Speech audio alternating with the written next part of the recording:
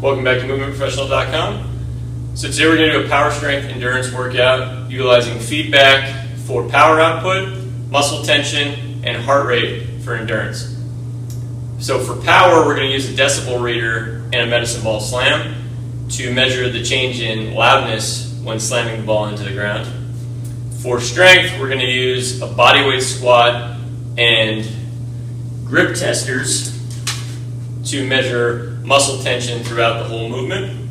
And then when we're doing endurance, we're going to use an Aerodyne bike with a polar heart rate monitor to try to find a steady heart rate for 3 minutes. Alright, so for power first, we'll set the decibel reader. It's a real inexpensive tool and an inexpensive way to measure power output. Alright, we're going to put it on max hold. So I'm going to reset. So max hold.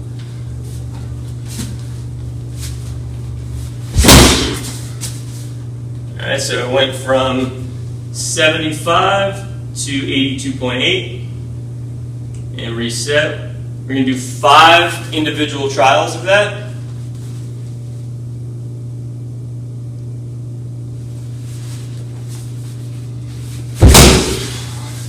Went from 52.2 to 81.5. So it's helpful not to talk right before you slam, because then your baseline number is going to shoot up and you're not going to get as big of a difference between your baseline and the amount of decibels that you create with the power slam. Either way, you're just looking for whatever that high number is. So 82.4 so far has been the highest. Do one more trial.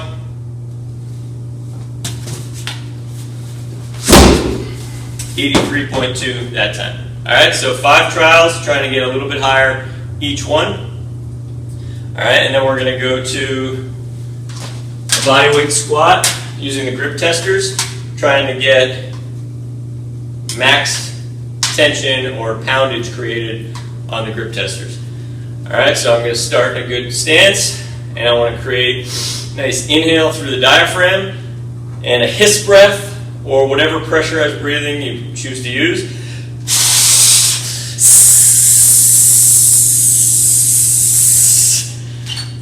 Alright, on the right side I got between 75 and 90 pounds, and on the left between 90 and 110. So my left side in that rep seemed to be a bit stronger.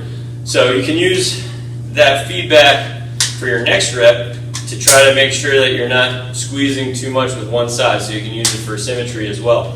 Alright, I'm going to try that again. Deep breath in.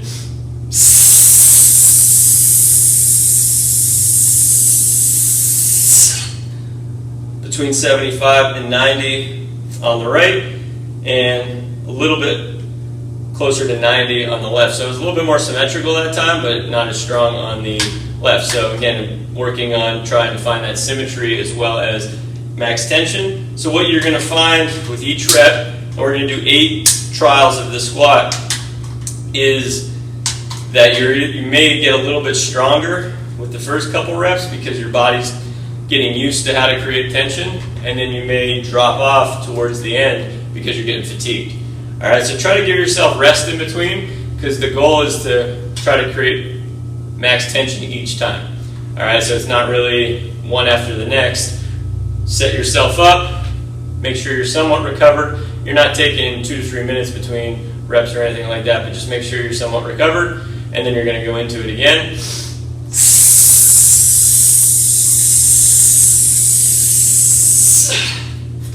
Alright, so pretty consistent that time, pretty symmetrical, but the left side's getting a little bit weaker. So now that I'm finding symmetry, it actually makes the left side a little bit weaker, but the right side's getting a bit stronger. So it's interesting how that comes together. But that's what you want to use the feedback for.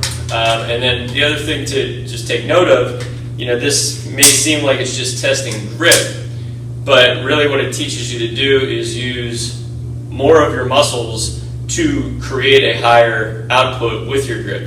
So for example, if I'm just standing here shoulders forward and I just squeeze with my forearms and my wrists, I got 20 on the right and 22 on the left. Now if I get same standing position, but if I get more muscle activation by pulling my shoulders back, squeezing my butt, tightening my core, squeezing my shoulders together, I now get between 62 and 75 and 75 and 90 just by activating more muscles. So it teaches you how to activate more muscles in whatever position you're using. In this case, we happen to be using a bodyweight squat. So for endurance, I'm going to use an Aerodyne bike and a polar heart rate monitor. All right, and the goal here is to try to keep my heart rate within a very specific preset range. So what I'm going to do is use 180 minus age to get my max, which is going to be 148. And then I want to stay within 5 beats per minute of that. So 143 would be my low range. So I'm going to try to stay within 143 to 148 for 3 minutes. All right, so I'm going to start pedaling.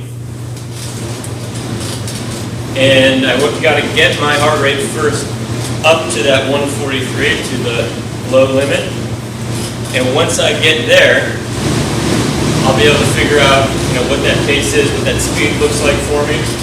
All right, so on the Aerodyne here, the second row down shows me speed. And I'm looking at the heart rate monitor. Getting there.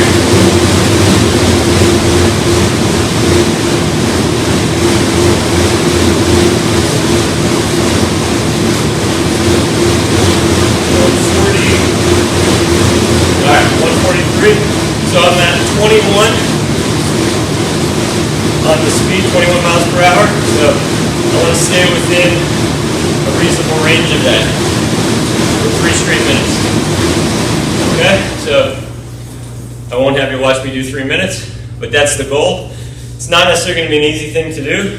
You want to train yourself to get there. So if you're getting way over 148, you're going to have to bring it down either way. But the goal is to see if you can do 3 straight minutes without the speed varying too much, without having to slow down, and keeping that steady heart rate. If you have any questions, go to moveprofessional.com. I'll be happy to get back to you.